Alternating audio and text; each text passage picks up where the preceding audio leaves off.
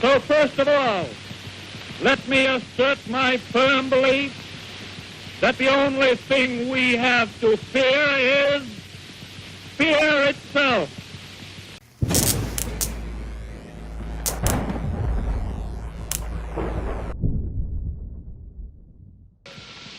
We require two safeguards against a return of the evils of the old order. There must be a strict supervision of all banking and credit and investments.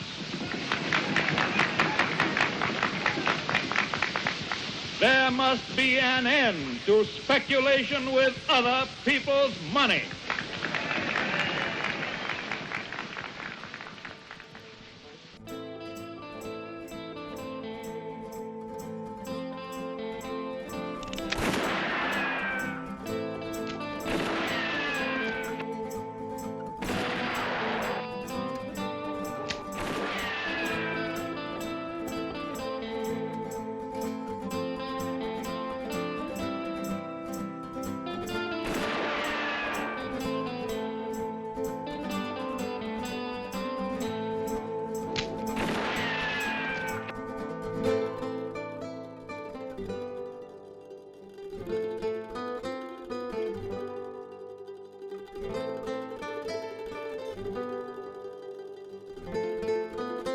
Because Glass-Steagall applies only to activities within the United States, some United States banks are engaged in a broad range of investment banking activities overseas.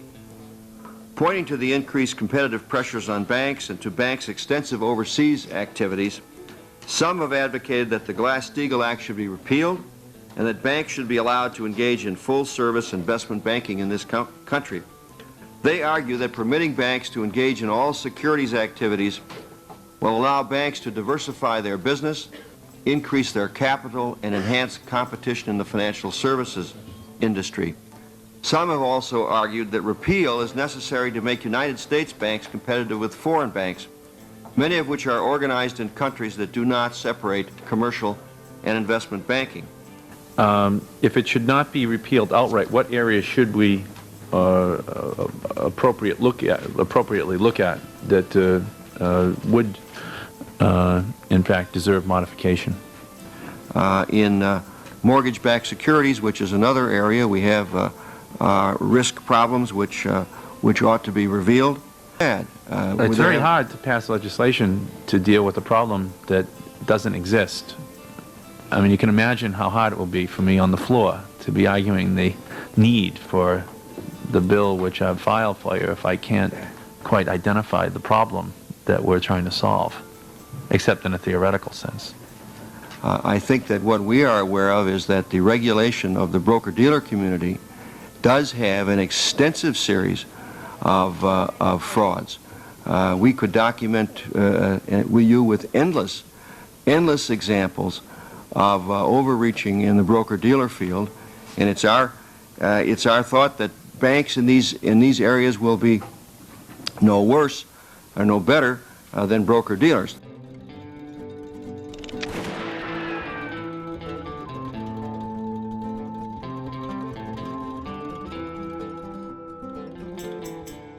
But, Madam Speaker, I believe this legislation in its current form will do more harm than good.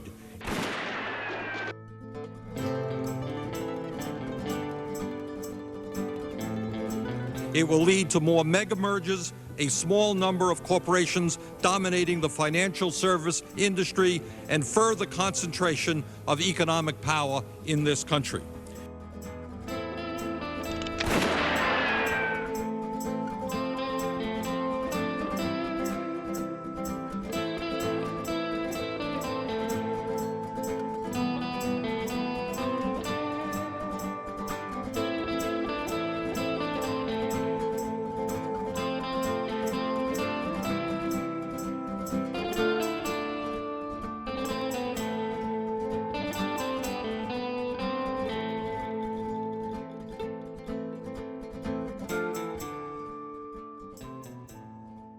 My colleagues on the other side of the aisle will tell you this bill does not include a bailout fund.